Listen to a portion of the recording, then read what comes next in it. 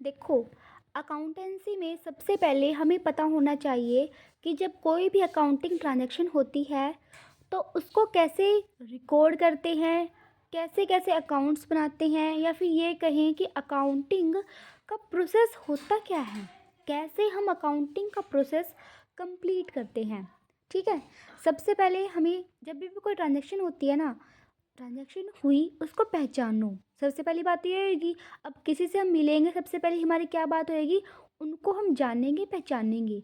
वैसे ही सबसे पहले अकाउंटिंग साइकिल में क्या स्टेप आएगा, सबसे पहले होएगा हमारा उनको जो अकाउंटिंग ट्रांजैक्शन हुई है। देखो, मैं पूरी बातें नहीं लिखूंगी, मैं अकाउंटिंग ट्रांजैक्शन को ना स्किप कर दूंगी, लिखूंगी नहीं। मैं सिर्फ ये लिखूंगी करेंगे क्या, हम करेंगे उनको आइडेंटिफाई, उनको पहचानेंगे। पहचानेंगे कैसे, मतलब उनको पहचानेंगे क्या उनमें दो गुण हैं, हमें दो गुण देखने हैं सिर्फ। क्या वो बी है, क्या वो एफ है। मतलब बी का मतलब होता है क्या वो बिजनेस से रिलेटेड है। मतलब जैसे कि ना, हमारा जो बिजनेस मैन यानी जो ओनर होता है वो, और जो बिजनेस उसने स्टार्ट किया है, वो दोनों अलग अलग चीज़ें हैं। और इन दोनों का जो रिकॉर्डिंग है, इन दोनों की रिकॉर्डिंग है, अकाउंटिंग होती है, वो सब अलग अलग होती है। हम ऐसे ही नहीं करते हैं कि भी ओनर तुम और जो बिजनेस तुम्हारा है तुम्हारा ही तो है, तो सब एक काम है। नहीं भैया, बिजनेस अलग ओनर अलग, तुम्हारा अपना काम मेरा अपना काम, ऐसा वाला इनका होता है। और फिर इनका अलग अलग तो होता ही है। ये चीज़ हमें देखनी है, हमें ना ओनर के पॉइंट ऑफ व्यू से नहीं करना है, हमें बिजनेस के पॉइंट ऑफ व्यू से अकाउंट बनाने हैं। तो रिकॉर्ड जब हम करेंगे और जब ट्रांजेक्शन को पहचानेंगे तो पहचानेंगे उनको क्या वो बिजनेस से रिलेटेड है या ओनर से रिलेटेड है। बिजनेस से रिलेटेड है तो रिकॉर्ड करनी है। और एफ मतलब क्या वो फाइनेंशियल नेचर की है या नॉन फाइनेंशियल नेचर की है। मतलब फाइनेंशियल नेचर का मतलब उसे पैसे में गिन सकते हैं हम, ऐसे वाली टर्म की है तो रिकॉर्ड करेंगे, अदरवाइज नहीं करेंगे। तो पहचानेंगे हम, ये दो गुण उसके अंदर देखेंगे, क्या बिजनेस और फाइनेंशियल। किसी चीज़ को पहचान लिया उसके बाद उसको रिकॉर्ड करेंगे। जो हमारी अकाउंटिंग ट्रांजैक्शंस है ना, उनको क्या करेंगे, रिकॉर्ड। रिकॉर्ड करने के लिए रिकॉर्ड करेंगे कहाँ, हमने पढ़ी है ना +1 क्लास में जर्नल एंट्रीज, तो वही वाली बात कि हम उनको जर्नल में रिकॉर्ड करेंगे। जितनी भी हमारी ट्रांजैक्शंस हुई हैं उनको हम जर्नल में रिकॉर्ड करेंगे। उसके बाद रिकॉर्ड कर, देखो जर्नल तो आपको पता होगा क्या होते हैं, हमने +1 +2 में पढ़े थे ना। जर्नल में रिकॉर्ड करने के बाद उनको ना हम, अब देखो आप जितनी भी ट्रांजेक्शन होंगे एक तरह की तो होएगी नहीं, हम बहुत तरह के ट्रांजेक्शन करेंगे, सेल करेंगे, परचेज करेंगे। अब कुछ बातें हमें सेल रिटर्न भी करनी होगी, परचेज रिटर्न भी करनी होगी, हो जाता है ना। और बहुत सारे लोगों से हमारा लेन देन होगा, आराम से शाम से क्रेडिटर होंगे, हमारे डेटर होंगे।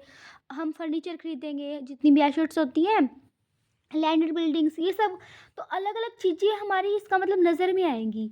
अब उन अलग अलग चीज़ों को एक जगह देखो, सेल की ना बहुत सारी एंट्री होएगी।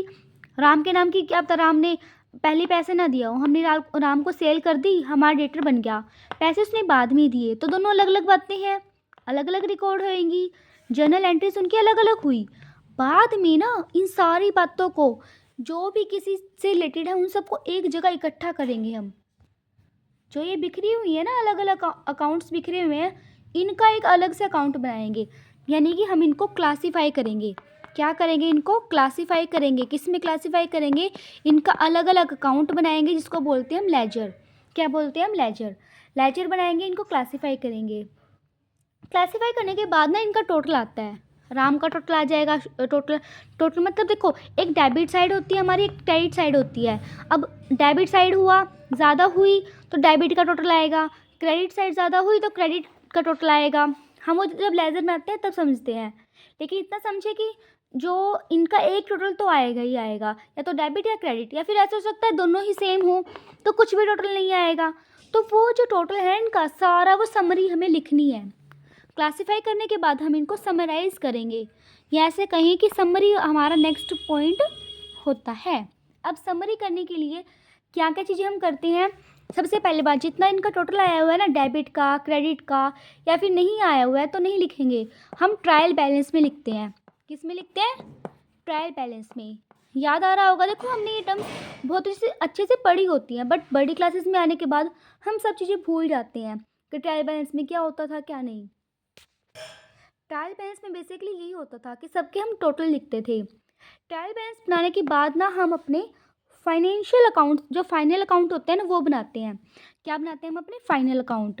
वैसे समरी के अंदर ही आएगा ये, इसलिए मैं इसको अलग पॉइंट नहीं बना रही, ये 4th पॉइंट के अंदर ही है, समरी के अंदर ही फाइनल अकाउंट। अब फाइनल अकाउंट दो होते हैं, कौन कौन से?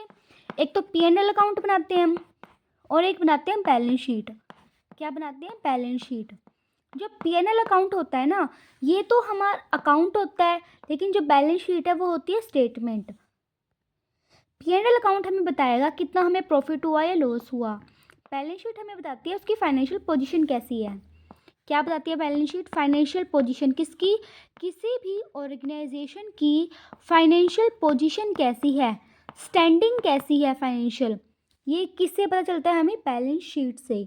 याद रखना है ये कि फाइनेंशियल पोजीशन कौन बताता है? Balance sheet. और P&L अकाउंट तो प्रॉफिट एंड लॉस ही बताएगा, उसके तो नाम से क्लियर है।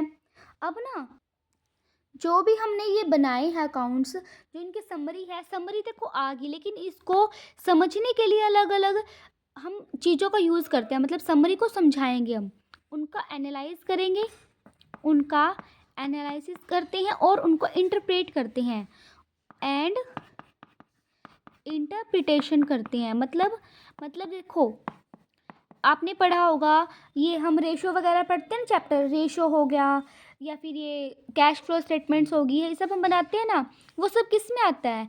उनका एनालाइज करना, उसको इंटरप्रेट करना कि आखिरकार रिजल्ट क्या निकले हैं, कितना कैश आया है, कितना कैश गया है, हमें CFS से पता चलता है, यानी कैश फ्लो स्टेटमेंट से।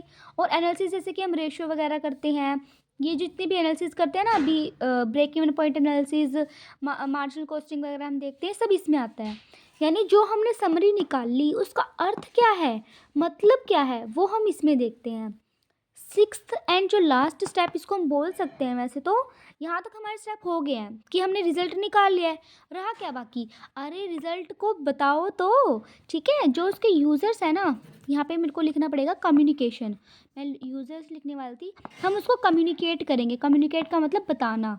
अब जो रिज़ल्ट आया है, देखो यहाँ पे रिज़ल्ट आया, आप ऐसे समझ सकते हैं, हमारे स्कूल में एडमिशन हुआ, ठीक है, पहले स्कूल वालों ने हमको पहचाना, हमारा हमारा नाम रिकॉर्ड करा, ठीक है, फिर हमें क्लासीफाई करा कौन सी क्लास में आएंगे हम, क्लास में आएंगे हम। उसके बाद हमने जो भी काम किए ना, उनका टोटल वगैरह किया, समरी बनाई, मतलब एक तरह से कह सकते हैं रिपोर्ट, मतलब पेपर वगैरह हमारे हो गए सारे, अकाउंट मतलब हमारे पेपर वगैरह हो गए सारे, एग्ज़ाम्स हो गए हमारे।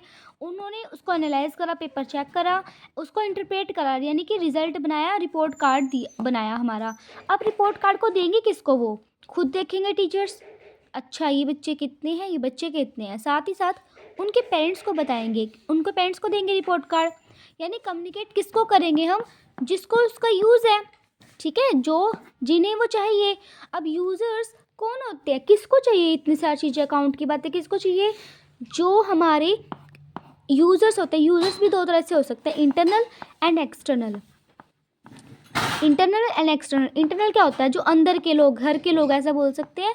जो इंटरनल है, जो किसी ऑर्गेनाइजेशन के अंदर ही काम करते हैं। एक्सटर्नल जो बाहर वाले, बाहर वाले मतलब जैसे कि हमने बाहर से लोन लिया है तो बैंक हो गए, हमने बाहर से इंसान से लिया है या फिर किसी इंस्टीट्यूशन से लिया है तो इंडिविजुअल्स, या फिर हमारे फाइनेंशियल इंस्टीट्यूशंस हो गए। हम गुड्स बेचते हैं कस्टमर्स को, वो हो गई। हम गुड्स खुद लेते हैं रॉ मटेरियल के रूप में, वो हमारे सप्लायर्स हो गए, गवर्नमेंट हो गई, सारे एक्सटर्नल है। इंटरनल में कौन आ गया? हम ही आ गए, जो ओनर हो गया वही हो गया इंटरनल तो, ठीक है। इंटरनल में कौन हो गया? जो ओनर हो गया वही हो गया। तो ये सारी बातें इनको हम बताएंगे, ये सारी कम्युनिकेट करेंगे। तो ये होता है हमारा अकाउंटिंग साइकिल, अकाउंटिंग प्रोसेस। सारे स्टेप्स के क्या क्या होते हैं अच्छे से देख लेते हैं। पहले सबसे पहले होता है हमारा आइडेंटिफाई करेंगे उनके ट्रांजैक्शंस को, क्या वो बिजनेस से रिलेटेड है और क्या वो पैसे की टर्म्स में है या नहीं है। बिजनेस से रिलेटेड मतलब ऐसा हो सकता है ना कि क्या पता ओनर ने अपने हिसाब, देखो बिजनेस में हम बहुत सारी एसेट्स खरीदते हैं, है ना, furniture, land and building, owner खरीदता है। वैसे तो बिजनेस खुद तो खरीदता नहीं है, बिजनेस तो एक आर्टिफिशियल एंटिटी है हमारी। खरीदता कौन है? ओनर खरीदता है। तो ओनर ने मान लो खरीदी है, एक होता है उसने अपने घर के लिए खरीदी है या उसने बिजनेस के लिए खरीदी है, तो पहचानो ना इस चीज़ को। क्या उसने बिजनेस के लिए खरीदी है, पर्सनली खरीदी है? बिजनेस के लिए खरीदी है ना, तो ही एंट्री करनी है उसकी, तो ही हमें पहचानेंगे, अदरवाइज़ हम उसको पहचानेंगे ही नहीं। ऐसे ट्रांजेक्शन को हम पहचानेंगे ही नहीं। सेकंड पॉइंट क्या है इसमें, फाइनेंशियल। मतलब अब कुछ ऐसी बातें होती हैं जो पैसे से रिलेटेड होती हैं और कुछ नहीं होती हैं। जैसे कि मैंने एक वीडियो बनाई थी कि कौन कौन से आइटम हम फाइनेंशियल स्टेटमेंट्स में रिकॉर्ड नहीं करते हैं। वैसे ही जैसे कि ये अब हमारी जो सेल होती है ना बहुत अच्छी होती है, फिर ऐसा कर सकते हैं हमारी गुडविल बहुत अच्छी है मार्केट में, कस्टमर हमारे प्रोडक्ट्स को बहुत अच्छा रिस्पॉन्स देते हैं। अब पैसे वो हालांकि हमारी सेल बढ़ी हुई दिख रही है, बट ये नहीं दिखा सकते ना हम कितना वो हमारे प्रोडक्ट्स को लेकर लॉयल हैं, कितनी हमारी गुडविल बनी हुई है, हमारे जो ऑर्गेनाइजेशन में काम कितने अच्छे से तरीके से होता है, हम ये सब नहीं दिखा सकते। ये पैसे में गिन नहीं सकते इन चीज़ों को, या फिर हम ऐसा कहें कि कहीं हड़ताल होगी उसकी वजह से हमारा काम रुक गया, हम इन बातों को दिखा नहीं सकते कितना काम रुका भाई। ऐसे कोई वो थोड़ी है हमने काम करा ही नहीं तो गिने कितना नहीं कितना, यानी कि वो एस्टिमेशन हो सकता है हमारा, और एस्टिमेशन का कोई रोल नहीं होता है। ये जो स्टेटमेंट्स बनती है, अकाउंट बनते हैं, इनमें हमारे एस्टिमेशन का रोल नहीं है। अभी तुम्हें पता है पक्का 1000 का नुकसान हुआ है, 1000 लिखें, आप नहीं पता तो मत लिखो। तो ये चीज़ें देखनी है कि बिजनेस रिलेटेड है और फाइनेंशियल टर्म की है या नहीं, पहचानना हमने उसको। पहचानने के बाद उसको रिकॉर्ड करेंगे। रिकॉर्ड किस में करेंगे, जर्नल में। अब रिकॉर्ड करने के बाद क्लासिफाई करेंगे, अलग अलग बांट देंगे। अलग अलग अकाउंट होते हैं, सेल के, परचेज़ के, सेल रिटर्न के, परचेज़ रिटर्न के, राम के, शाम के, सबके अलग अलग अकाउंट हम बनाएंगे। अब अलग से सबको इकट्ठा कर देंगे, किसमें, लेजर में। लेजर बनाने के बाद देखो जनरल से ही लेजर बनता है और लेजर से ही हमारा ट्रायल बैलेंस बनेगा, यानी समरी बनाएंगे हम। ट्रायल बैलेंस में हम उसकी समरी दे देंगे। देखो ट्रायल बैलेंस जो एक बैलेंस होके आया है उनका, जितने भी हमने अकाउंट बनाए उन सब का बैलेंस आया। अब उसके बाद इस ट्रायल बैलेंस के बेस पर हमने फाइनल अकाउंट बनाने हैं। कौन कौन से, पीएनएल अकाउंट बनाना है जो कि प्रॉफिट एंड लॉस दिखाएगा, और हमने बैलेंस शीट बनानी है जो कि क्या बताएगी हमारी फाइनेंशियल पोजीशन कैसी है ऑर्गेनाइजेशन की, कितनी, मतलब ऐसे कहते हैं पोजीशन क्या होता है, किस पोज में खड़ी है वो, मतलब उसके पास कितने डेटर हैं, कितने क्रेडिटर हैं, कितना तो वो ओन करती है और कितना बोरो करती है, यानी कि कितना उसके पास खुद का पैसा है, कितना उसने उधार लिया हुआ है। ये सब चीज़ें बताएंगी हमारी फाइनेंशियल पोजीशन से पता चलता है हमें। उसके बाद हम इसको एनालाइज करेंगे, एनालाइज करके इंटरप्रेट करेंगे। इंटरप्रेट मतलब रिजल्ट निकालेंगे, उसका अर्थ क्या है, अरे भाई कहना क्या चाहते हो, इन अकाउंट्स से हमारा मतलब क्या है, ये हम बताएंगे इंटरप्रिटेशन से। लास्ट में जो हमारे रिजल्ट आए उनको हम बता देंगे, किसको, इसके यूज़र्स को। यूज़र्स दो तरह से हो सकते हैं, इंटरनल एंड एक्सटर्नल। तो ये हमारा काउंटिंग साइकिल हो गया, प्रोसेस हो गया। हालांकि बहुत ईजी है, बट ये ईजी चीज़ें हम भूल जाते हैं, इसको हमें अच्छे से करना है। अकाउंटिंग साइकिल या इसको प्रोसेस भी बोल सकते हैं, और ये चीज़ें ना रिपीट होती रहती हैं, ठीक है। टोटल इसके अंदर सिक्स वैसे तो स्टेप्स हैं, इसको 7 बना सकते हैं, हम कम कर सकते हैं, ऐसा कि कम्युनिकेट वाले इसी में लिख के, होते सारे यही स्टेप्स है इसके अंदर।